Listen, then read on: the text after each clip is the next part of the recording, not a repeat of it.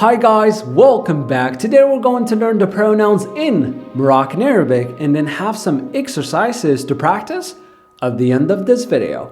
So we have about 8 pronouns in Moroccan Arabic and they are as follows.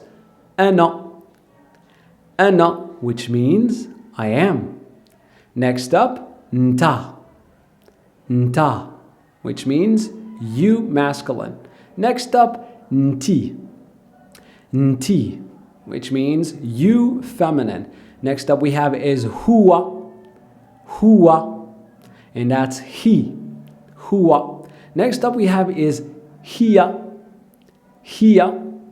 which means she. Next up we have is hna, which means we are, hna. Next up we have is ntoma, which means you plural, Ntoma. Our last one and final one, which is Homa, which means they, Homa. A little side note right here, I forgot to mention to you that all these pronouns you see right here already have a verb to be implied in them, which is a good thing because you don't need to put verb to be if you want to add an adjective or a noun after the pronoun. So to give you an example to simplify it, ana not only means I, but also I am. The same thing goes for nta. Nta not only means you, masculine, but also you are. Nti, not only you, feminine, but also you are. And the same rule applies to the rest of the pronouns as you can see in the list. So to give you more examples, like I could use it with a noun, like for example, ana Muhammad, which means I am Muhammad. I could use it with an adjective, like ana طويل, which means I am tall. Anyways, let's come back to our lesson. If you notice right here in the list, there's no pronoun it. Why is it so? Well, that's because we use the same pronouns that we use for people for objects and animals. So, for example, huwa, which means he, could also mean it, that refers to the masculine objects as well as animals. So, for example, I could say huwa telephone, which means it's a telephone. Huwa telephone. Another example using an animal could be huwa kalb. It's a male dog. Kalb is a dog. So huwa kalb, it's a male dog. Hiya, on the other hand, refers to the feminine objects as well as animals. So I could say, for example, hiya fota. Fota is a towel. Hiya fota, it's a towel. Another example using an animal, hiya misha. Misha is a cat, is a female cat, of course. So hiya misha it's a female cat. The same rule applies to the plural pronoun. Like for example, huma, the pronoun huma, which is they, huma. Still, the noun has to change. So it has to become plural, and then it changes in gender. It could be masculine as well as feminine. So I could say, for example, huma kalb. And kalb is the plural of kalb. Kalb is a male dog. So kalb is male dogs. So huma kalb, they are male dogs. Huma kalb. Now, for the feminine version, I could say huma kalbat.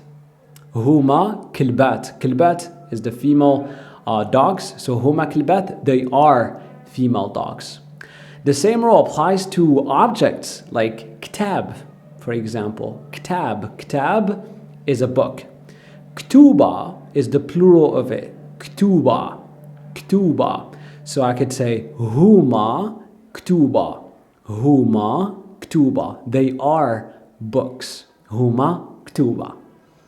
Alright guys, now that we have learned the pronouns in Moroccan Arabic, let's put them into a practice. We're gonna play a little game. I will pronounce for you a pronoun in Moroccan Arabic randomly, and your job is to guess what it is. You ready? Here we go. Hna. Hna. And that is we. We. Hna. Next up, ana. Ana. And that's me. Next up, Homa. Homa. Did you guess it right? Homa is they. Homa. Next up we have is Howa. Howa. And that's he. Howa. Next up, Nti. Nti. And that's you, feminine. How about Ntoma? Ntoma. That's you, plural. Ntoma. How about Hiya? Hiya. That's she. And how about Nta? Nta. That's you, masculine. Perfect. I assume that you got them all correct. Now let's move on to our final exercise, which goes like this. So here's a list of all the pronouns that we talked about and learned.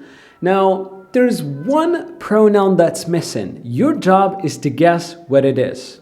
Okay, you ready? Here we go. So did you guess what is the pronoun that's missing? That is hna.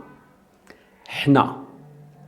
So here's the list for the second time. There's another pronoun that's missing right here. What is it? That's ana. Ana. All right, so here's the list for the final time. Where's the pronoun that's missing? It is Hiya. Hiya. I assume you got that correct as well. Congratulations. Perfect. Alright guys, that's it for today's video. Please feel free to post your questions in the comment section below. I'll try to respond as soon as I can. The transcription of everything that I said will be listed down in the description below. And the upcoming lesson will be about the types of nouns in Moroccan Arabic. Until then, I will see you soon. Slama.